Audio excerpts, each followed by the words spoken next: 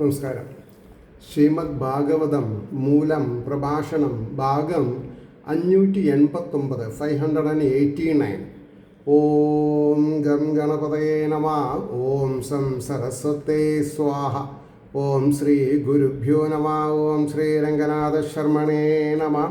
നാരായണ നാരായണ നാരായണ നാരായണ നാരായണ നാരായണ നാരായണ നാരായണ നാരായണ നാരായണ നാരായണ.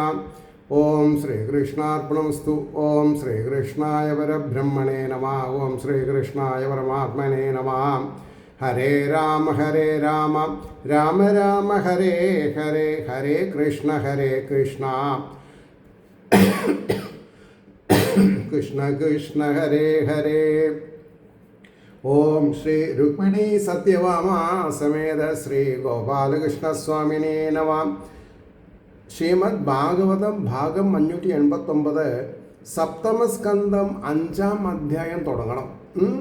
അതിൽ ശ്ലോകം 1. നാരദ ഉവാച പൗരോഹിത്യായ ഭഗവാൻ വൃതകാവ്യകിലാസുരൈഃ ഷണ്ഡാമർക്കോ സുതോ തസ്യ ദൈത്യരാജഗൃഹാന്തികേ.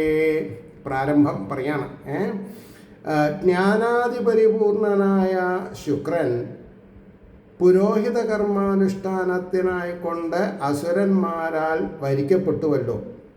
ഷണ്ഡാമർക്കന്മാർ എന്നു പേരായ അവൻ്റെ പുത്രന്മാർ ഷണ്ഡൻ അമർക്കൻ എന്നാണ് പറയാം. പുത്രന്മാർ അസുരരാജ ഗൃഹ സമീപത്തിൽ നിവസിച്ചു വന്നു വരുന്നൊരു കാലം അങ്ങനെ നമുക്ക് സങ്കല്പിക്കാം. നാരദൻ അരുളി ചെയ്തു. ഇനി അതിൻ്റെ ഭാവാർത്ഥം കേട്ടോളൂ.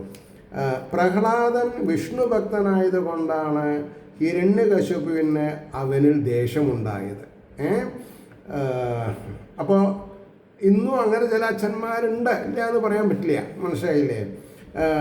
അപ്പോൾ അത് നിമിത്തം പുത്രനെ വധിക്കാൻ പല വിധത്തിലും ശ്രമിച്ചു, ഫലിച്ചില്ല. ഭക്തദ്രോഹിയെ ഭഗവാൻ ഹനിച്ചു എന്ന് ഉത്തരം പറയാൻ ഭാവിക്കുന്ന ശ്രീ നാരദമുനി ഈ 5-ാം അധ്യായത്തിൽ ഹിരണ്യകശിപു പ്രഹ്ലാദൻ്റെ നേർക്ക് ഉപയോഗിച്ച ക്രൂര കർമ്മങ്ങൾ വിവരിക്കുന്നു എന്നാണ് പറഞ്ഞത്. അതെങ്ങനെ? വേദാംഗങ്ങളെ നന്നാറ് അറിയുന്ന ശുഗമഹർഷിയെ അസുരന്മാർ അവരുടെ പുരോഹിതനായി വരിച്ചു എന്നത് സുപ്രസിദ്ധമാണല്ലോ. ശ്രദ്ധിക്കണം, അസുരന്മാരായിട്ടും വേദാംഗങ്ങളെ നന്നായി അറിയുന്നവർക്ക്. നമ്മൾ മനുഷ്യന്മാരാണ്, ബ്രാഹ്മണരാണ്, ക്ഷത്രിയരാണ്, വൈശ്യരാണ്, ശൂദ്രരാണെന്ന് പറയുന്നു. പക്ഷെ നമ്മൾക്ക് വേദങ്ങളും ഉപനിഷത്തുകളും ആവശ്യമില്ല എന്നുള്ള നിലയ്ക്കാണ് നമ്മൾ ജീവിച്ചു പോകുന്നത്. ഇൻ ജനറൽ അത് വലിയൊരു വിപത്താണ് എന്നുള്ളത് പറയാണ്ടിരിക്കാൻ പറ്റില്ല. അപ്പോൾ അവരുടെ പുരോഹിതനായി വരിച്ചു എന്നത് സുപ്രസിദ്ധമാണല്ലോ. ശുക്രമുനിയുടെ പുത്രന്മാരായ ഷണ്ഡ അമർക്കന്മാർ അസുര രാജാവിൻ്റെ രാജധാനിയുടെ സമീപത്തിൽ വസിച്ചിരുന്നു എന്ന് പറഞ്ഞു. ശ്ലോകം 2. തൗ രാജ്ഞാ പ്രാപിതം ബാലം പ്രഹ്ലാദം നയഗോവിദം പാഠയാമാസതു പാഠ്യാൻ അന്യാംശ്ചാസുരബാലകാൻ. രാജാവിനാൽ പ്രാപിക്കപ്പെട്ട നീതി നിപുണനായ പ്രഹ്ലാദബാലനെയും, പ്രഹ്ലാദബാലനൻ്റെ ഒരു എന്താ പറയുക, അജക്റ്റീവ് പറയുണ്ടായി, നീതി നിപുണത്വം. അത് നയഗോവിതൻ, നീതി നിപുണനുമായ. അത് നമ്മളൊക്കെ ഏത് ബാലസമയത്ത് അല്ലേ, ബാലനായിരിക്കണ സമയത്തൊക്കെ നീതി നിപുണനാവുക എന്ന് പറഞ്ഞിട്ടുണ്ടെങ്കിൽ അതാണ് ശ്രേഷ്ഠം. അപ്പോൾ പ്രഹ്ലാദബാലനെയും അന്യന്മാരായ അസുരബാലന്മാരെയും അവർ പഠിപ്പിക്കുവാൻ യോഗ്യങ്ങളായവ പഠിപ്പിച്ചു എന്ന് പറയണം. ഇനി അതിൻ്റെ ഭാവാർത്ഥം. ശുക്രപുത്രന്മാരായ ഷണ്ഡാമർക്കന്മാർ രാജാവിനാൽ അയക്കപ്പെട്ട നീതിശാസ്ത്ര സമർത്ഥനും ബാലനുമായ പ്രഹ്ലാദിനെയും അന്യന്മാരായ അസുരബാലന്മാരെയും പഠിപ്പിക്കുവാൻ യോഗ്യങ്ങളായ ദണ്ഡനീതി മുതലായ വിഷയങ്ങൾ പഠിപ്പിച്ചു. എന്നാൽ പ്രഹ്ലാദൻ സ്വതേ തന്നെ തത്വവിചാരം ചെയ്യുന്നതിൽ സമർത്ഥനായിരുന്നുവെങ്കിലും ബാലകനായതുകൊണ്ട് അറിവുള്ളവനാണെന്ന് രാജാവ് ധരിച്ചില്ല. അതുകൊണ്ടാണ് പഠിക്കാൻ അയച്ചത്. ചില കുട്ടികൾ ബോൺ സമർത്ഥന്മാരാവും, അവരെ പഠിപ്പിക്കേണ്ട ആവശ്യമില്ല, അവരിങ്ങോട്ട് പഠിപ്പിക്കും. മനസ്സിലായില്ലേ? അതാണ് തെറ്റുപറ്റിയെന്ന് പറയുന്നത്. ഇനി ശ്ലോകം 3. യത് തത്ര ഗുരുണ പ്രോക്തം ശുശ്രുവേ അനുപപാഠച ന സാധു മനസാ മേനേ സ്വപരാ സദ്ഗ്രഹാശ്രയം. അവിടെ ഗുരുവിനാൽ ഉപദേശിക്കപ്പെട്ടത് യാതൊന്നോ അതിനെ ശ്രവിച്ചു ഉടനെ പഠിക്കുകയും ചെയ്തു. താനെന്നും അന്യനെന്നും മിഥ്യാഭിമേനവേശമാകുന്ന ആശ്രയത്തോടു കൂടി അതിനെ മനസ്സുകൊണ്ട് നല്ലതല്ലെന്ന് വിചാരിച്ചില്ല. ഇരിക്കട്ടെ, അവനവൻ്റെ കയ്യിലുള്ള വിദ്യ ഉണ്ടല്ലോ, മറ്റത് മനസ്സിലാക്കണോണ്ടെന്താ കുഴപ്പം എന്നുള്ള ധാരണയിൽ. ഇനി അതിൻ്റെ ഭാവാർത്ഥം പറയണം. പാഠശാലയിൽ ഗുരുനാഥൻ പറഞ്ഞു കൊടുത്തത് ശ്രദ്ധയാ കേട്ട് ഉടനെ പഠിക്കുകയും ചെയ്തു. എന്നാൽ അവിടെ അദ്ദേഹം പഠിപ്പിക്കുന്ന വിഷയം താനെന്നും അന്യനെന്നുമുള്ള മിഥ്യാഭിമാനത്തെ ആശ്രയിച്ചിരിക്കുന്നതായി അറിഞ്ഞതിനാൽ ഭേദഭാവനയെ ബോധിപ്പിക്കുന്ന ഈ പാഠം നിർദോഷമാണെന്ന് മനസ്സുകൊണ്ട് വിചാരിച്ചില്ല. ഇനി 4-ാമത്തെ ശ്ലോകം. ഏകദാ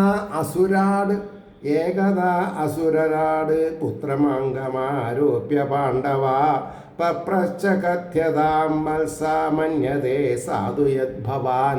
മോനെ, ഇതുവരെ നീ പഠിച്ചത് എന്തൊക്കെയാന്ന് പറയൂ എന്ന് രാജാവ് പറഞ്ഞു. ശ്രദ്ധിച്ചോളൂ. ഹേ പാണ്ഡുപുത്ര, ഒരു നാൾ അസുരാധിപൻ പുത്രനെ അംഗത്തെ ആരോപിച്ചിട്ട് മടിയിൽ വെച്ചിട്ട്, ഹേ ബാലക, നീ യാതൊന്നിനെ നിർദോഷമായി വിചാരിക്കുന്നുവോ ദോഷമില്ല എന്ന് വിചാരിക്കുന്നുവോ പറയപ്പെട്ടാലും എന്ന് ചോദിച്ചു. അതിൻ്റെ ഭാവാർത്ഥം: ഇങ്ങനെ പ്രഹ്ലാദൻ പഠിച്ച് നടന്നുകൊണ്ടിരിക്കുമ്പോൾ ഒരു നാൾ അസുരാധിപൻ പുത്രനെ മടിയിലിരുത്തിയിട്ട്, അല്ലയോ വത്സ, നീ എന്തിനെയാണ് നിർദോഷവും ഉത്കൃഷ്ടവുമായി കരുതുന്നത് എന്ന് ചോദിച്ചു. പ്രഹ്ലാദ വാച. ശ്രദ്ധിച്ചോളൂ. 5-ാമത്തെ ശ്ലോകം. തൽസാധു മന്യേ സുരവര്യാദേഹിനാം സദാ സമുദ്വിഗ്നനിധിയാം അസദ്ഗ്രഹാത് ഹിത്വാ ആത്മപാദം ഗൃഹമന്ദകൂപം വനം ഗതോ യദ്ധരിമാശ്രയേതാം. അതായത്, ഹേ അസുരശ്രേഷ്ഠ, അച്ഛനല്ല വിളിച്ചത്, ഹേ അസുരശ്രേഷ്ഠ, അസത്തായതിനെ ഗ്രഹിക്കഹേതുവായിട്ട് എല്ലായ്പ്പോഴും ചിത്തരായിരിക്കുന്ന ദേഹികൾക്ക് ആത്മാവിൻ്റെ പതനത്തിനു കാരണവും വെള്ളമില്ലാത്ത ഗണത്തിന് സദൃശവുമായ ഗൃഹത്തെ ഉപേക്ഷിച്ചിട്ട് വനത്തെ പ്രാപിച്ചവനായിട്ട് ശ്രീ വിഷ്ണുവിനെ ആശ്രയിക്കണമെന്നത് യാതൊന്നോ അതാണ് യോഗ്യം എന്ന് വിചാരിക്കുന്നു. അതായത് ഗൃഹം ആത്മാരാധനയ്ക്ക് പറ്റില്ലെങ്കിൽ അത് ഗൃഹമല്ല, നരകമാണെന്നാണ് പറഞ്ഞത്. പ്രഹ്ലാദൻ പറഞ്ഞു, വളരെ ഡീറ്റെയിൽ ആയിട്ട് ശ്രദ്ധിക്കുക, നീ എന്തൊന്നിനെ നിർദോഷവും ശ്രേഷ്ഠവുമായി കരുതുന്നുവെന്നാണ് അസുരാധിപൻ്റെ ചോദ്യം. അതിന് മറുപടിയായി വിചാരകുശലനായ പ്രഹ്ലാദൻ അഭിപ്രായം മറച്ചു വയ്ക്കാതെ തുറന്നു പറയുന്നു, ഹേ അസുരാധിപതേ, ക്ഷണഭംഗുരങ്ങളായ വിഷയങ്ങളിൽ സത്യത്വബുദ്ധിയെ ഉറപ്പിച്ചിരിക്കുന്നത് കൊണ്ട് ജനങ്ങളുടെ മനസ്സിന് ഒരിക്കലും സ്വാസ്ഥ്യമില്ല. അതായത് വിവാഹം വേണം, സന്താനങ്ങൾ വേണം, വീട് വേണം, വണ്ടി വേണം എന്നൊക്കെ വിചാരിക്കുന്നത് കുൽസിത ബുദ്ധിയാണെന്നാണ് പറയണത് ഭാഗവതം. അത് നിങ്ങൾക്ക് മനസ്സിലാവാതിരിക്കാനുള്ള കാരണം നമ്മളെ ബോധിപ്പിക്കുന്ന രീതിയിൽ ഇതിനെ പറഞ്ഞു തരാനുള്ള സംഭാവനകളില്ല. അത് വലിയൊരു ശാപമാണ് സമൂഹത്തിന്. എനിക്ക് ചെറിയ വരുന്നുണ്ട്, കാരണം എൻ്റെ ഗുരുനാഥൻ എന്നെ ഈ വഴിയിലേക്ക് തിരിച്ചു വെച്ചത് തെറ്റായില്ല എന്നുള്ളത് അർത്ഥം ഗ്രഹിച്ചപ്പോൾ ഞാൻ മനസ്സിലാക്കി. അദ്ദേഹം പറഞ്ഞത്, പട്ടാമ്പി, നീയെ ഇതിനെ സമ്പാദ്യത്തിന് ഉപയോഗിക്കരുത്, ഇതിനെ ഒരു കച്ചവടച്ചരക്കായിട്ട് ഉപയോഗിക്കരുത്. എൻ്റെ മോൻ പട്ടിണി കിടക്കില്ല, ഗവൺമെൻറ് പെൻഷൻ ഉണ്ടല്ലോ. അപ്പോൾ ഇതിനെ മോക്ഷപ്രാപ്തിക്ക് വേണ്ടി നീ പഠിക്കണം, നീ പഠിപ്പിക്കണം. അതാണ് അദ്ദേഹത്തിൻ്റെ ആവശ്യം. അത് ഞാൻ ശിരസ വഹിക്കുന്നുണ്ട്, മനസ്സിലായില്ലേ? അതുകൊണ്ട് ആരെങ്കിലും ലൗകികതയ്ക്ക് ഈ ഗ്രന്ഥം ഉപയോഗിക്കുന്നുണ്ടെങ്കിൽ തെറ്റ്, അതുകൊണ്ട് കാര്യം നടക്കില്ല എന്നുള്ള സത്യത്തിനെ ഞാൻ നിങ്ങളോട് തുറന്നടിച്ചു പറയണം, മനസ്സിലായോ?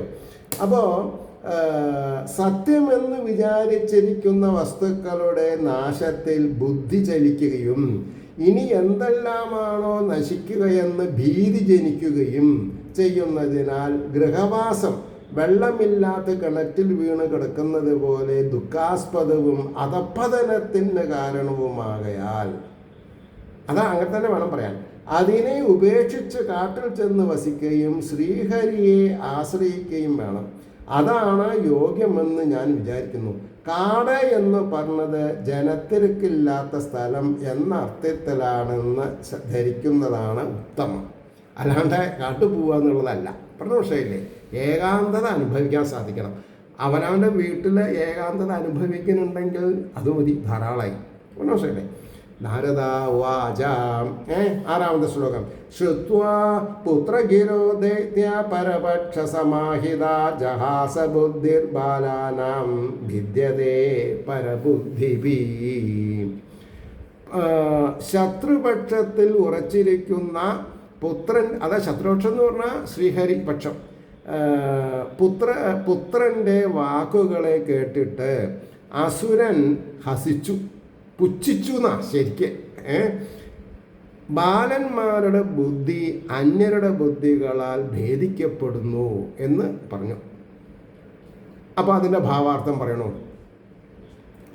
ശത്രുവായ വിഷ്ണുവിൽ ബഹുമാനത്തെ സൂചിപ്പിക്കുന്ന പുത്രവചനങ്ങൾ കേട്ട് ചിരിച്ചും കൊണ്ട് ഹിരണ്യകശിപു പറഞ്ഞു, കുട്ടികൾ വിചാരശക്തിയില്ലാത്തവരായതുകൊണ്ട്, കുട്ടികൾ വിചാരശക്തിയില്ലാത്തവരായതുകൊണ്ട് അന്യരുടെ ബുദ്ധിഗതികളെ അനുസരിച്ച് അവരുടെ ബുദ്ധിയും ചലിക്കും എന്ന് ഒരു പ്രസ്താവന പറഞ്ഞു. 7 സമ്യക് വിധാര്യതാം ബാലോ ഗുരുഗേഹേ ദ്വിജാതിഭി വിഷ്ണുപക്ഷേ പ്രതിച്ഛന്നേ ന വിദ്യേദാസ്യ ധീര്യഥ. അതായത് വേഷം മാറി വരുന്നവരായ വിഷ്ണുപക്ഷത്തിലുള്ള ബ്രാഹ്മണ ജാതികളാൽ ഇവൻ്റെ ബുദ്ധി ഭേദിക്കപ്പെടാതിരിക്കത്തക്ക വിധം, അതായത് ഇവൻ്റെ വിഷ്ണു ഭക്തി ഉണ്ടാവാൻ പാടില്ലാത്തൊരവസ്ഥ പഠിപ്പിക്കണം. ഗുരുഭവനത്തിൽ ബാലൻ നന്നായി സൂക്ഷിക്കപ്പെടണം എന്നൊരഭിപ്രായം പറഞ്ഞു അദ്ദേഹം. അതിൻ്റെ ഭാവാർത്ഥം കേൾക്കുക. ബാലകനായ പ്രഹ്ലാദനെ സംരക്ഷിക്കാൻ ഏൽപ്പിച്ചിരിക്കുന്ന അസുരന്മാരോട് ഹിരണ്യകശിപു കൽപ്പിക്കുന്നു, ഗുരുഭവനത്തിൽ ബാലകനെ നിങ്ങൾ നന്നായി കാത്തുകൊള്ളണം. അസുരവേഷം ധരിച്ചും കൊണ്ട് ചില ബ്രാഹ്മണർ കുട്ടികളെ ദുഷിപ്പിക്കാൻ പരിശ്രമിക്കും. അവർ വിഷ്ണുപക്ഷത്തിലുള്ളവരാണ്. അവരുടെ ദുരുപദേശത്താൽ ഈ കുട്ടിയുടെ ബുദ്ധി ദുഷിക്കാതിരിക്കാൻ നിങ്ങൾ ശ്രദ്ധിച്ചു കൊള്ളണം എന്നൊരു വാണിംഗ് കൊടുത്തു. 8ാമത്തെ ശ്ലോകം. ഗൃഹമാനീതമാഹൂയ പ്രഹ്ലാദം ദൈത്യയാ ജഗാഹ പ്രസസ്യ ശ്ലഷ്ണയാ വാച സമപൃച്ഛന്ദസാമഭി. ഗൃഹത്തെ പ്രാപിച്ചിരിക്കുന്ന പ്രഹ്ലാദനെ പ്രശംസിച്ചിട്ട് അസുരപുരോഹിതന്മാർ മൃദുവായ വാക്കുകൊണ്ട് സാമങ്ങളാൽ സാദരം ചോദിച്ചു. ആരോട്? ഈ കുട്ടിയോട്. എവിടുന്ന മോൻ ഇത് പഠിച്ചത് എന്ന് ശ്രദ്ധിച്ചു കൊടുക്കുക. അസുരഭടന്മാർ രാജാജ്ഞ അനുസരിച്ച് പ്രഹ്ലാദനെ പുരോഹിത ഗൃഹത്തിലേക്ക് കൂട്ടിക്കൊണ്ടുപോയി. പുരോഹിതന്മാർ കണ്ട ഉടനെ അരികെ വിളിച്ച് സാമോപായങ്ങൾ അംഗീകരിച്ച് മൃദുവായിരിക്കുന്ന വാക്കുകൊണ്ട് സാദരം ചോദിച്ചു. 9 വത്സ പ്രഹ്ലാദ ഭദ്രം തേ സത്യം കഥയമാമൃഷ. ദയവ് ചെയ്ത് ഞങ്ങളുടെ അന്നത്തിൽ പാറ്റിടരുത്, മണ്ണിടരുത്, പിന്നെ സത്യം പറയണം. പറ്റും. ബാലാനധികൃതസ്തുഭ്യം ഏഷ ബുദ്ധി വിപര്യ. ആരാണ് ഈ വിപരീത ബുദ്ധി തനിക്ക് പറഞ്ഞു തന്നത്, എന്നോട് പറഞ്ഞാലും എന്നാ പറഞ്ഞത്. അപ്പോൾ പറയണോ, ബാല, അല്ലയോ പ്രഹ്ലാദ, നിനക്ക് മംഗളം. സത്യം പറഞ്ഞാലും കളവ് പറയരുത്. ബാലന്മാരെ അതിക്രമിച്ചിട്ട് ഈ ബുദ്ധിവൈപരീത്യം നിനക്ക് എവിടെ നിന്ന് വന്നു എന്നാണ് ചോദ്യം ഉണ്ടായത്. അതിൻ്റെ ഭാവാർത്ഥം, അല്ലയോ വത്സ പ്രഹ്ലാദ, നിനക്ക് മംഗളം ഭവിക്കട്ടെ. ഞങ്ങൾ 2 സംഗതി നിന്നോട് ചോദിക്കുന്നുണ്ട്. സത്യം പറയണം, കളവ് പറയരുത്. ആ സംഗതികൾ ഏതെല്ലാമെന്നാൽ, മറ്റു ബാലകന്മാർക്കൊന്നും ഇല്ലാത്തതും ഞങ്ങൾ അഭ്യസിപ്പിക്കാത്തതുമായ ഈ വിപരീത ബുദ്ധി, വിഷ്ണുവിനെ ആശ്രയിക്കുകയാണ് വേണ്ടതെന്നുള്ള ബോധം നിനക്കു മാത്രം എവിടെ നിന്നാണ് ഉണ്ടായത്? ആലോചിച്ച് നോക്കണം. 10 ബുദ്ധിഭേദ പരകൃത ഉദാഹോ തേ സ്വതേ അഭവത് ഭണ്യതാം ശോതുകാമാനാം ഗുരുണാം കുലനന്ദനാം. അതായത് വിപരീതമായ ബുദ്ധി അന്യരാൽ ഉണ്ടാക്കപ്പെട്ടതാകുന്നുവോ, അല്ലെങ്കിൽ നിനക്ക് സ്വതേ ഉണ്ടായതാണോ? കുലത്തെ ആനന്ദിപ്പിക്കുന്ന ബാല, കേൾപ്പാൻ ആഗ്രഹിക്കുന്ന ഗുരുക്കന്മാരോട് പറയുക എന്ന് പറഞ്ഞു. അതിൻ്റെ ഭാവാർത്ഥം, അസുരബാലനായ നിന്റെ ഈ വിപരീത ബുദ്ധി മറ്റാരെങ്കിലും ദുരുപദേശം ചെയ്യുകയാൽ ഉണ്ടായതോ, അതോ നിനക്ക് സ്വതേ തോന്നിയതോ? ഹേ കുലനന്ദന, നിന്റെ ഗുരുനാഥന്മാരായ ഞങ്ങൾ അത് കേൾക്കാൻ ആഗ്രഹിക്കുന്നു. സത്യം പറയുക, ഞങ്ങളെ വിഷമിപ്പിക്കരുത് എന്നൊക്കെ അർത്ഥമുണ്ടതിന്. പ്രഹ്ലാദ ഉവാച, പ്രഹ്ലാദൻ മറുപടി പറയാണ്. ശ്ലോകം 11. സ്വപരശ്ചേത്യ സദ്ഗ്രാഹ പുംസാം യന്മായയാ കൃത വിമോഹിതധിയാം ദൃഷ്ടസ്തസ്മൈ ഭഗവതേ നമാം. അതായത് താൻ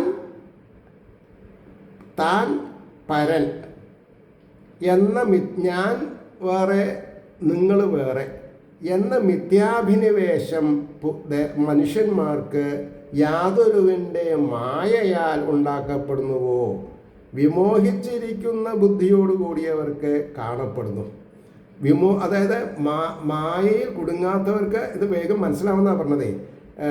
ആ ഭഗവാനായിക്കൊണ്ട് നമസ്കാരം എന്നാണ് പറഞ്ഞത്. അതിൻ്റെ ഭാവാർത്ഥം കേൾക്കുക. താനെന്നും അന്യനുമെന്നുള്ള ഭാവം പരമാർത്ഥമല്ലാത്തതായ ശരീരത്തിൽ ആത്മബുദ്ധി നിമിത്തമുണ്ടാകുന്നതാകുന്നു. വാസ്തവത്തിൽ എങ്ങും നിറഞ്ഞിരിക്കുന്ന പരമാത്മാവ് ആൾ പ്രിവൈഡിങ് എന്നാണ്. സർവജ്ഞനും സർവവ്യാപിയും എങ്ങും നിറഞ്ഞിരിക്കുന്ന പരമാത്മാവ് ഏകനായിരിക്കയാൽ രണ്ടെന്നുള്ള വിചാരം ആസ്പദമില്ലാത്തതാകുന്നു. ആരുടെ ബുദ്ധി മായ നിമിത്തം മോഹിച്ചിരിക്കുന്നുവോ അവർക്ക് മാത്രമേ ഈ ഭാവം കാണപ്പെടുകയുള്ളൂ. ഈ മിഥ്യാഭിനിവേശം ശരീരത്തിൽ ആത്മഭാവന യാതൊരുവൻ്റെ മായാശക്തിയാൽ ജനങ്ങൾക്കുണ്ടാകുന്നുവോ, ഇങ്ങനെ അസത്യത്തെ സത്യമെന്ന് തോന്നിപ്പിക്കുന്ന മായയുടെ അധീശ്വരൻ യാതൊരുവനോ, ജ്ഞാനാദികളായ ഐശ്വര്യങ്ങളാൽ പരിപൂർണനായിരിക്കുന്ന ആ ഭഗവാനായിക്കൊണ്ട് നമസ്കാരം. ഇതിൻ്റെ അർത്ഥം എന്തെന്നാൽ എന്താണ്? അത് സ്വതേ ഉണ്ടായതോ അല്ലയോ ഗുരുബോധന്മാരെ, എൻ്റെ ബുദ്ധി ഭേദിച്ചിരിക്കുന്നു. അത് സ്വതേ ഉണ്ടായതോ അന്യന്മാർ വരുത്തിയതോ എന്ന് ചോദിക്കുന്ന നിങ്ങളുടെ ബുദ്ധിയെ ഭഗവാൻ മായ മോഹിച്ചിരിക്കുന്നു. അതുകൊണ്ടാണ് നിങ്ങൾക്ക് സ്വപരഭേദ ഭാവം ഉണ്ടായിരിക്കുന്നത്. എൻ്റെ ബുദ്ധിയിൽ ഞാനെന്നും അന്യനെന്നുമുള്ള ഭാവമില്ല. സ്ട്രേറ്റ് ഫോർവേഡ്, നമ്മളൊക്കെ ഒന്നാണ്. ശാസ്ത്രാദികൾ അഭ്യസിച്ചിരിക്കുന്ന നിങ്ങളുടെ ബുദ്ധിയെയും മോഹിപ്പിക്കുന്ന മായാശക്തിയുടെ അധീശ്വരനായ ആ ഭഗവാനെ ശരണം പ്രാപിച്ചാൽ മാത്രമേ നിങ്ങളുടെ ഈ വ്യാമോഹം ശമിക്കുകയുള്ളൂ. എനിക്ക് ഈ വിധം ഭേദഭാവമില്ലാത്തത് എന്തുകൊണ്ടെന്നാൽ ഞാൻ മായാധീശനായ ആ ഭഗവാനെ ആശ്രയിക്കുന്നു. അതുകൊണ്ട് ആ മായ എന്നെ മോഹിപ്പിക്കുന്നില്ല.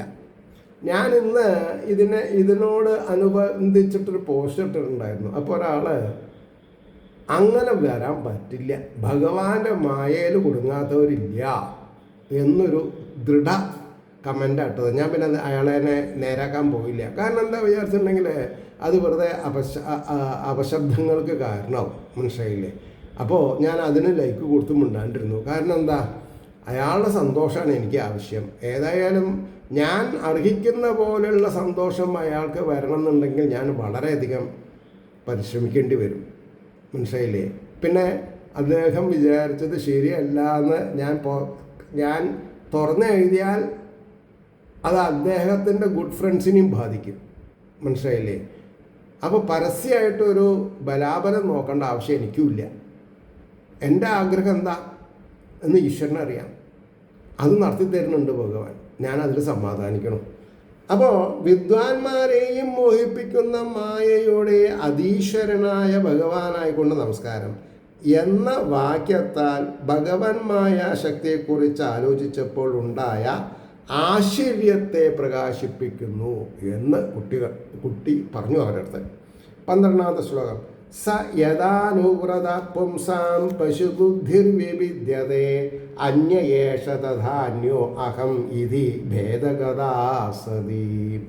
ആ ഭഗവാൻ പുമാന്മാർക്ക് എപ്പോൾ അനുകൂലനാകുന്നുവോ അപ്പോൾ ഇവൻ അന്യൻ, ഞാൻ അന്യൻ, ഇപ്രകാരം ഭേദത്തെ പ്രാപിച്ചിരിക്കുന്ന അനർത്ഥഹേതുഭൂതയായ പശുക്കളുടെ പോലെയുള്ള ബുദ്ധി ഭേദിക്കപ്പെടുന്നു. പശുക്കളെ വെള്ളത്തിന് വേണ്ടി മത്സരിക്കും, തീറ്റയ്ക്ക് വേണ്ടി കുത്തുകൂടും. സ്നേഹസമ്പന്നന്മാരായിട്ടുള്ള മനുഷ്യരത് ചെയ്യില്ല. കിട്ടിയോ, ഇല്ലെങ്കിൽ തരാം, എടുത്തോളൂ, ഇങ്ങനെ പറയാൻ പറ്റുള്ളൂ. അപ്പം അതിൻ്റെ ഭാവാർത്ഥം ഇവിടെ പറയുന്നുണ്ട്. എടാ അസംബന്ധം പറയണ്ട. ആരെ? ഈ ചണ്ടാമർക്കന്മാർ ബാലനായിരിക്കുന്ന പ്രഹ്ലാദനോട് പറയണം, എടാ അസംബന്ധം പറയണ്ട, നിന്റെ ബുദ്ധിഭേദത്തിൽ കാരണം പറയുക, അതാണ് ഞങ്ങൾ ചോദിച്ചത് എന്ന് കുപിതന്മാരായിട്ട് ചോദിക്കുന്ന ആചാര്യന്മാരോട് സമാധാനം പറയുന്നു. ആ ഭഗവാന്റെ അനുഗ്രഹത്താൽ എൻ്റെ ബുദ്ധി പ്രാകൃതന്മാരായ നിങ്ങളെപ്പോലെയുള്ളവരുടെ ബുദ്ധിയിൽ നിന്ന് ഭേദിച്ചിരിക്കുന്നുവെന്ന് സൂചിപ്പിച്ചും കൊണ്ട് പറയുന്നു. മിഥ്യാഭൂതമായ ശരീരത്തെ ആത്മത്വേന ധരിക്കുന്നത് കൊണ്ട് അവിവേകികൾക്ക് ജനന മരണരൂപ അനർത്ഥ കാരണമായിരിക്കുന്ന അസതിയായ ബുദ്ധി ഉണ്ടാകുന്നു. സത്യമല്ലാത്തത് എന്നർത്ഥം. ഫ്രീ ആണ്, ഫ്രീ ഗിഫ്റ്റാണ്. പുനരഭി ജനനം, പുനരഭി മരണം. എങ്ങനെ? മായയിൽ മോഹിച്ചവർക്കൊക്കെ പ്രശ്നമല്ലേ. അത് നിമിത്തം ശരീരത്തെ ലക്ഷ്യമാക്കിയിട്ട് ഇവൻ അന്യൻ, ഞാൻ അന്യൻ എന്ന വിചാരമുണ്ടാകുന്നു. ഈ വിചാരമാണ് അനർത്ഥ കാരണം. പുരുഷന്മാരുടെ പുണ്യകർമ്മഫല പരിഭാഗം വരുന്ന ഏതൊരവസരത്തിൽ ഭഗവാൻ അവർക്ക് അനുകൂലനായി വരുന്നുവോ അപ്പോൾ ഈ ഭേദഭാവം മൂലത്തോടുകൂടി നശിക്കുന്നു. ഭേദഭാവത്തിന് കാരണമായിരിക്കുന്ന അജ്ഞാനസ്വരൂപമായ മായ കാരണശരീരത്തോടുകൂടി നശിക്കുന്നു.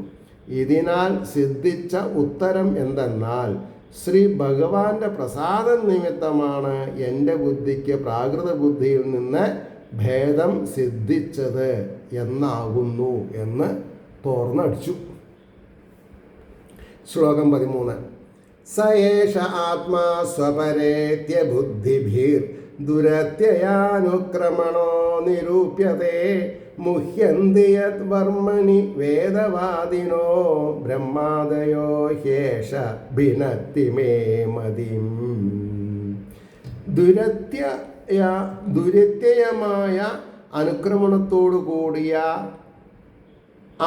ഈ ആത്മാവ് വിചാരശൂന്യരാൽ താൻ അന്യൻ എന്ന് നിരൂപിക്കപ്പെടുന്നു. വേദവാദികളായ ബ്രഹ്മാദികൾ യാതൊരുവൻ്റെ മാർഗത്തിൽ മോഹിക്കുന്നു. ഇവൻ എൻ്റെ ബുദ്ധിയെ ഭേദിപ്പിക്കുന്നു. ഭഗവാൻ എനിക്ക് നല്ല ബുദ്ധി തന്നിട്ടുണ്ടെന്ന് അർത്ഥം. ആർക്ക്? പ്രഹ്ലാദൻ. ഇനി അതിൻ്റെ ഭാവാർത്ഥം പറഞ്ഞോ, ഭേദം വാസ്തവമല്ല, ബുദ്ധിദോഷത്താൽ കൽപ്പിതമാണെന്ന് കാണിക്കുന്നു.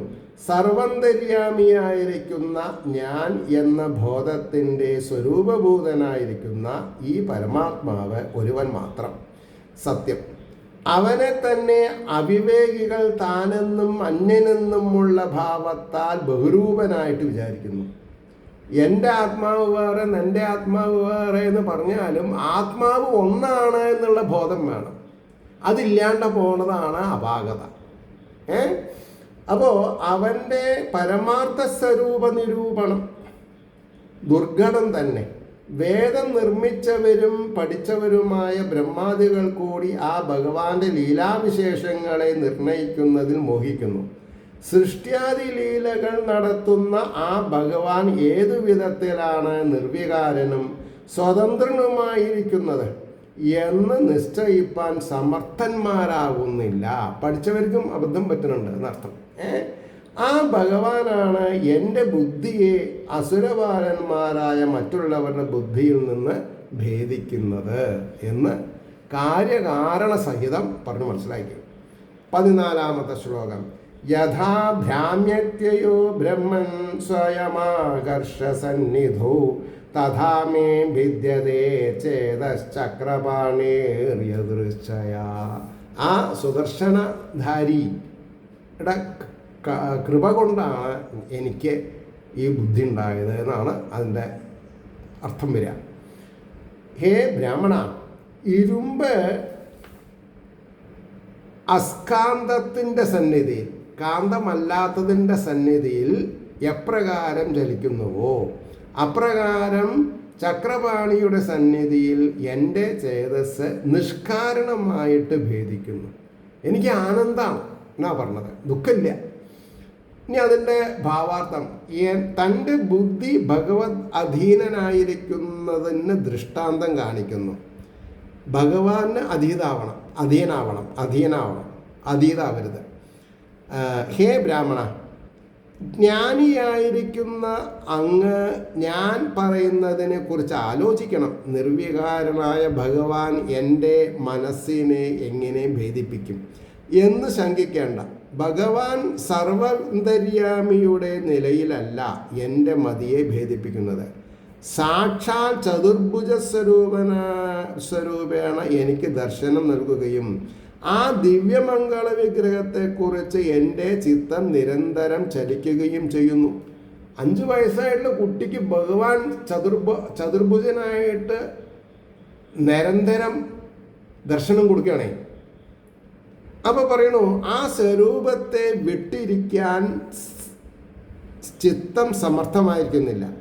അയസ്കാന്തത്തിൻ്റെ സന്നിധിയിലിരിക്കുന്ന ഇരുമ്പ് എന്ന ലോകം മറ്റു കാരണമൊന്നുമില്ലാതെയും സ്വപ്രയോജനത്തോടു കൂടാതെയും താനെ തന്നെ എങ്ങനെ കാന്തത്തിൻ്റെ സമീപത്തിലേക്ക് ചലിക്കുന്നുവോ.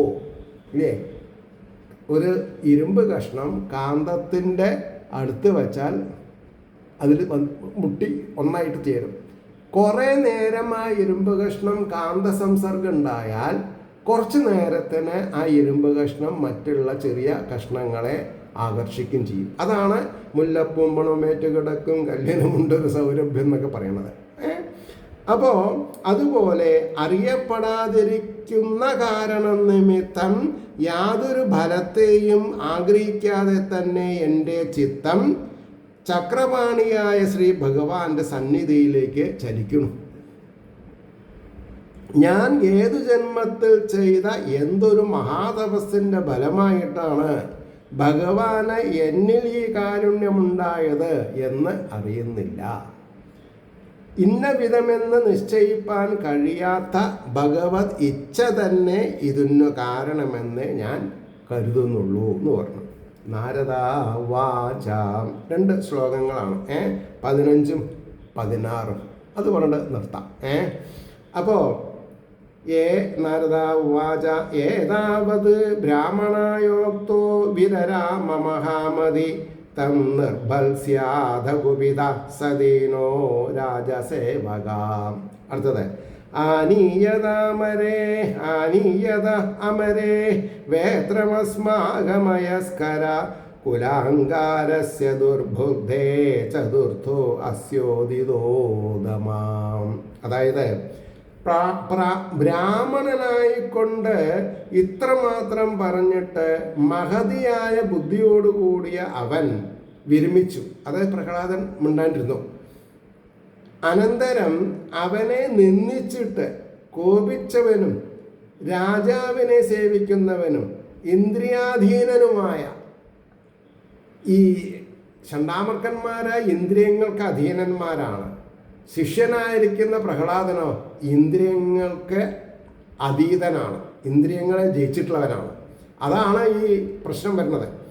അപ്പോൾ ഇന്ദ്രിയാധീനനുമായ അവൻ പറഞ്ഞു, എടോ ചൂരൽ കൊണ്ടുവരിക, ഇവൻ ഞങ്ങൾക്ക് അപകീർത്തിയെ ജനിപ്പിക്കുന്നവനാണ്. കുലത്തിന് അഗ്നിയായും ദുഷിച്ച ബുദ്ധിയോടുകൂടിയും ഇരിക്കുന്ന, അതായത് തൊട്ടാ പൊള്ളും, ഇവൻ അഗ്നിയാന്നാണ് പറഞ്ഞത്. ഇവന് നാലാമത്തെ ഉപായമായ ദണ്ഡം പറയപ്പെട്ടിരിക്കുന്നു. ഇവനെ പറഞ്ഞ് മനസ്സിലാക്കാൻ പറ്റില്ല, ദണ്ഡിച്ചാലേ പറ്റുള്ളൂ, ചൂരിൽ കൊണ്ടുവരൂ എന്ന് പറഞ്ഞു. ഇനി അതിൻ്റെ ഭാവാർത്ഥം കേട്ടിട്ട് നമുക്ക് നാളെ വരെ കാത്തിരിക്കാം ബാക്കിയുള്ള ഭാഗത്തിന്. മഹാബുദ്ധിശാലിയായ പ്രഹ്ലാദൻ ബ്രാഹ്മണനോട് ഇത്രമാത്രം പറഞ്ഞ് വിരമിച്ചു. അനന്തരം ശുക്രപുത്രനായ ആചാര്യൻ കോപിച്ച പ്രഹ്ലാദനെ ഏറ്റവും ശകാരിച്ചു. സത്യമല്ലേ പ്രഹ്ലാദൻ പറഞ്ഞത്? കോപത്തിന് കാരണമില്ലല്ലോ എന്ന് ശങ്കിക്കേണ്ട. ബ്രാഹ്മണൻ രാജസേവ കൊണ്ട് ഉപജീവിക്കുന്നവനും ഇന്ദ്രിയങ്ങളെ കീഴടക്കാത്തവനും രാജാവിൻ്റെ അതൃപ്തി നിമിത്തം ഉപജീവനമാർഗം പോയി പോകുമല്ലോ എന്ന വിചാരത്താൽ ദുഃഖിക്കുന്നവനുമായതുകൊണ്ട് പ്രഹ്ലാദൻ പറഞ്ഞ തത്വത്തെ ആദരിപ്പാൻ മാത്രം യോഗ്യതയുള്ളവനല്ല. അതിനാൽ ക്രോധത്തോടുകൂടി സമീപത്ത് നിൽക്കുന്ന രാജഭടനോട് പറഞ്ഞു, എടോ ചൂരിലെടുത്തു കൊണ്ടുവരിക, ഇവൻ ഞങ്ങൾക്ക് ദുഷ്കീർത്തിയെ ജനിപ്പിക്കുന്നവനാകുന്നു. അതും അത്രമാത്രമല്ല, കുലത്തിനും നാശത്തെ വരുത്തുന്ന ദുർബുദ്ധിയായ ഇവനെ നന്നാക്കുവാൻ ഉപായങ്ങളിൽ നാലാമത്തേതായ ദണ്ഡോപായം പ്രയോഗിക്കണമെന്ന് ശാസ്ത്രദൃഷ്ട്യാ കാണുന്നത് എന്ന് ഉറക്കെ പറഞ്ഞു രസിച്ചു എന്ന് വേണമെങ്കിൽ പറയാം. മനസ്സിലായില്ലേ? ക്രോധിച്ചിട്ടാണ്, സങ്കടപ്പെട്ടു എന്ന് തന്നെ വേണം പറയാൻ. അപ്പോൾ പ്രഹ്ലാദന് വളരെ ചെറുപ്പത്തിൽ തന്നെ ബാലാവസ്ഥയിൽ തന്നെ ശംഖചക്ര കഥാപത്മത്തോടുകൂടി ചതുർബാഹുവായിട്ട് ഭഗവാൻ ഒരു പ്രാവശ്യം 2 പ്രാവശ്യമില്ല, എപ്പോഴൊക്കെ വേണോ അദ്ദേഹത്തിന് തോന്നിയാൽ പ്രഹ്ലാദന് ദർശനം കൊടുക്കുകയായി. അതേപോലൊരു ദർശനം ഏവർക്കും ഭഗവാനിൽ നിന്ന് കിട്ടട്ടെ എന്ന് ആഗ്രഹിക്കാം. അതിനുവേണ്ടി എല്ലാവരുടെയും പ്രാർത്ഥന ലോകാസമസ്ത സുഖിനോ ഭവന്തു ആയിരിക്കട്ടെ എന്ന് സ്മരിച്ചുകൊണ്ട് വാക്കുകൾ ഉപസംഹരിക്കുന്നു. നമസ്കാരം. നാളെ കാണാം.